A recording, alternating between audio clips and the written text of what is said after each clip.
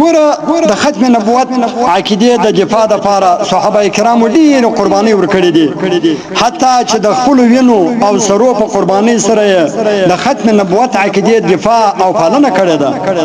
تر داسې حد پورې چې د خپل وجود ټوټه ټوټه سوي دي خو د بل دروغجن پیغمبري قطعا نه ده منلې ګوره تر دې پر زیاتې واقعیت د بیانوم بیا د ځان ټیم دی د هر تفسیر په سورۃ المائده آیت نمبر 50 په تشریح کې دا واقعیت ذکر کړي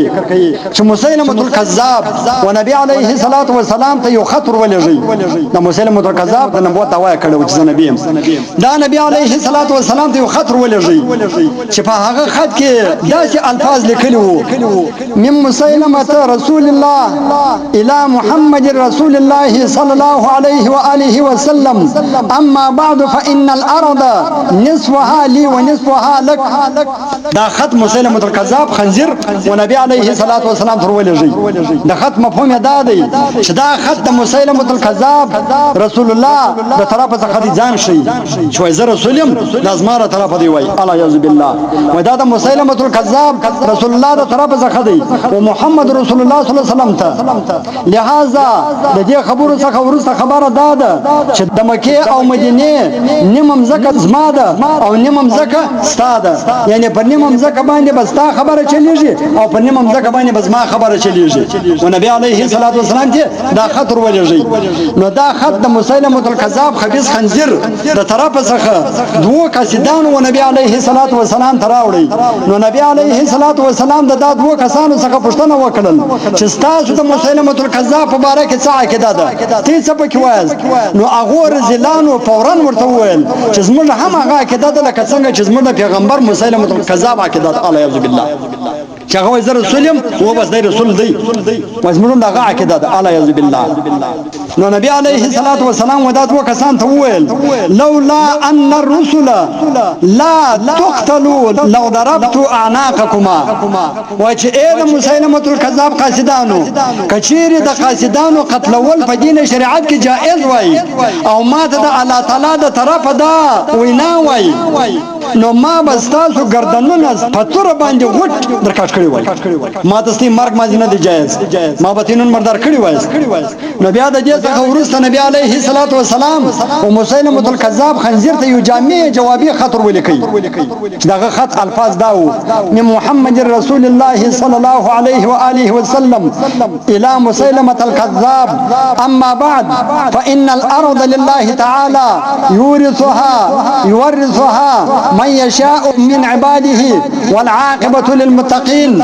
چې دا خط بیا د محمد رسول الله صلی الله علیه و آله وسلم د طرفه څخه دی او مسیلمه الکذاب و طرف ته لہذا ورسته خبره ده چې بشکم زکه ټول د الله تعالی ده لہذا الله تعالی چې په خپل بندگانو کې کم څوک وغواړي نو هغه د دې مځکه وارث جوړي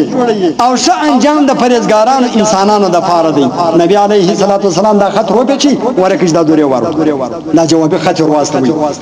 بیا کتاب لیکلی دی چې نبی علیه الصلاۃ والسلام یو وخت کې بیا د دې څخه ورسته حضرت حبیب بن زید انصاری رضی الله تعالی عنہ د مسیلمه الکذاب خبيث و طرف ته ورولېږي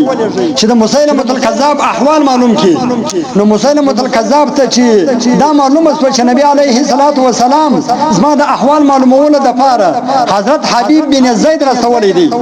نو هغه